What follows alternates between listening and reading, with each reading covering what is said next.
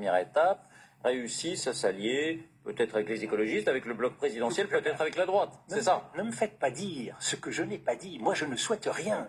Parce que je crois qu'il faut respecter les électeurs. Et c'est pour ça qu'il faut de la méthode.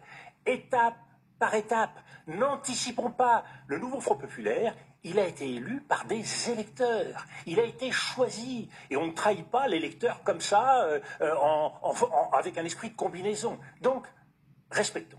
On verra ce qui se passe. Mais ce que je dis, c'est que si vous procédez étape par étape, vous avez de plus en plus d'opportunités. Vous avez une créativité politique qui s'accroît. Si vous procédez dans le désordre, vous inhibez tout le monde, vous écartez tout le monde. J'entends un certain nombre de responsables politiques qui lancent des oukases, des anathèmes. C'est l'inverse de ce qu'il faut faire aujourd'hui. Aujourd'hui, il faut ouvrir le jeu. Il faut apaiser, cicatriser les plaies. Et c'est pour ça que j'en viens à la troisième étape, une fois qu'on aura franchi les deux premières, selon le vieux principe de Guy-Druth, une haie à la fois, et on devient champion olympique. À partir de là, troisième étape. C'est quoi la troisième étape? Eh bien, c'est le gouvernement d'union nationale, qui est, entre vous et moi, de très loin la meilleure option, qui n'exclut personne. Personne. Personne. Ni des électeurs, ni des élus.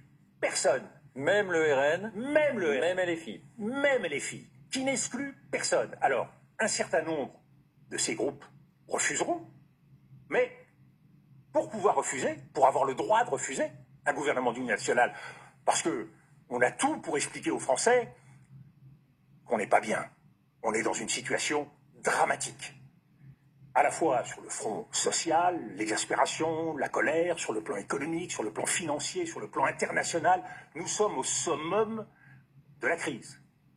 Donc pour avoir le droit de ne pas participer, parce que dans le fond, c'est facile de rester sur l'Aventin. Vous êtes le Front National, le Rassemblement National, vous êtes telle autre formation, vous restez sur l'Aventin, et qu'est-ce que vous faites?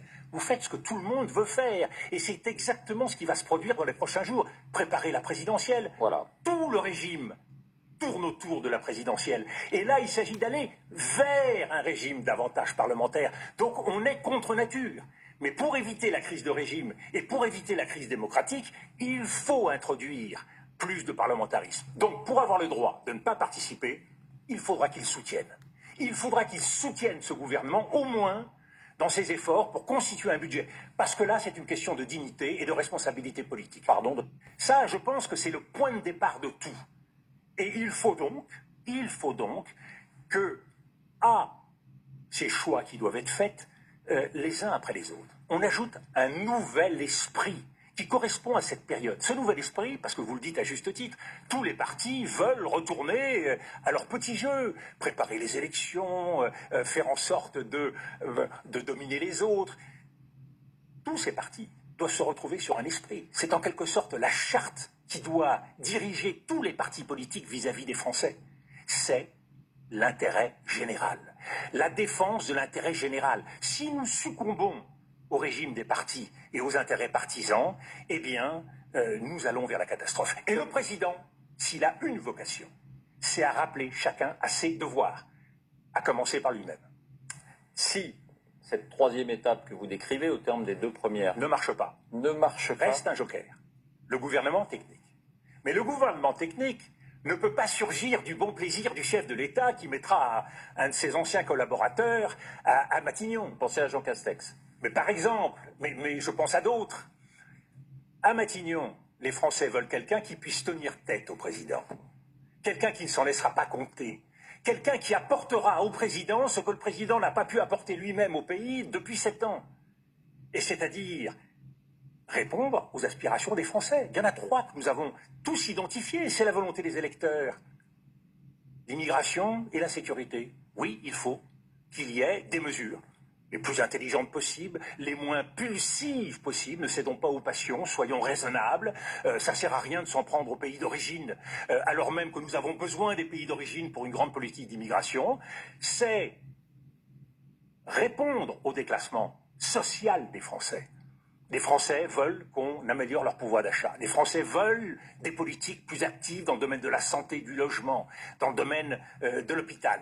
Il faut y répondre. Et puis, bien sûr, l'abaissement de la France, le risque de déclassement économique. Il faut arbitrer entre la politique de l'offre et la politique de la demande. Il ne faut pas tirer un trait de plume sur l'exigence et la rigueur financière, on doit prendre en compte l'exigence d'investissement et d'innovation, sans quoi notre pays sera rayé de la carte. Quelles seraient ces personnalités techniques, entre guillemets, qui seraient susceptibles de tenir tête au président? Est-ce que vous avez, dans ces profils-là, une idée précise? Monsieur Poujadas. Peut-être vous-même? Non. Non, je peux vous dire les choses très tranquillement, justement, parce que je ne suis candidat à rien. Mais si nous cessons de faire sur les plateaux des hypothèses absurdes, si nous cessons de travailler dans la confusion, si nous cessons de penser esprit partisan alors que c'est l'intérêt général qu'il faut viser, si nous cessons de penser à la présidentielle pour penser à la situation actuelle, les noms, vous verrez, il y en a beaucoup. Et pour ça, il faut que le président... Ils ne nous viennent pas à l'esprit. Si, ils nous viennent pas à ils me viennent, j'en ai beaucoup à l'esprit. Vous en avez beaucoup à l'esprit? Oui, Donnez-nous quelques exemples. Non. Il faut que le président redevienne président, et rien que président, pour laisser la place, justement, à des personnalités qui seront capables de s'exprimer, de lui dire les choses, et de travailler avec lui au service de l'intérêt général. Si cette quatrième étape, puisque c'en est une d'une certaine manière, échoue, puisque vous dites qu'il faudra que cette personnalité soit adoubée, qu'elle obtienne un soutien. Si ça échoue, que se passe-t-il? Eh bien, alors, il nous reste deux solutions.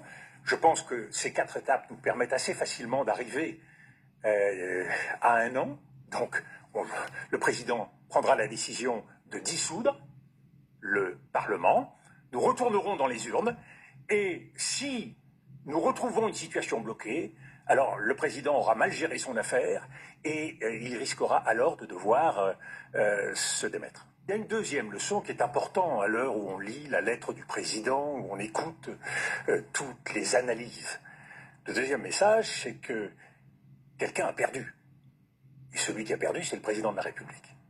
Et je crois que c'est important pour analyser la situation. Pour vous, il ne l'a pas reconnu. Il ne l'a pas reconnu, et nous allons y venir. Il ne l'a pas reconnu, et c'est pourtant le point de départ de la situation nouvelle après les élections. La première responsabilité d'un président de la République, j'ai vécu de très près 2 cohabitations. La première responsabilité d'un président qui est désavoué par les urnes, c'est de prendre acte de la situation nouvelle. Et je pèse mes mots, prendre acte, reconnaître la situation nouvelle. Et c'est pour cela que on répète à longueur d'émissions, le président choisit n'importe quel Premier ministre, il se fait ce qu'il veut. Ce n'est pas tout à fait vrai. Il fait ce qu'il veut dans le cadre de nos institutions, dans le cadre d'une tradition républicaine et dans le cadre d'une réalité qui lui est imposée par les urnes.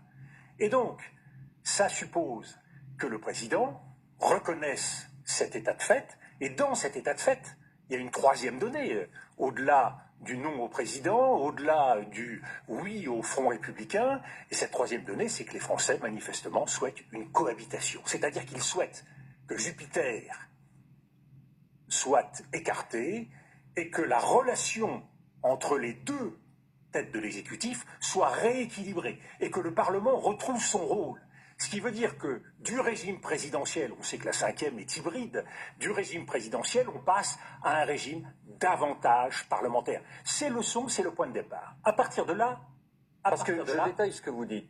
Quand vous dites le président a perdu, il doit être en situation de cohabitation, est-ce que ça veut dire pour vous que le bloc présidentiel, qui arrive en 2e position, mais qui cherche en ce moment à nouer des alliances, est infondé à prétendre gouverner de nouveau? Alors venons-y, si vous le voulez bien, c'est le cœur du sujet. Et c'est pour cela que je crois que le président a 3 options et un joker.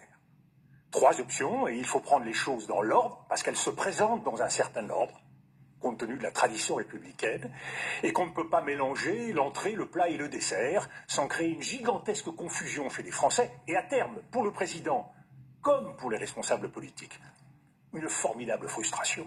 Première option, la tradition républicaine.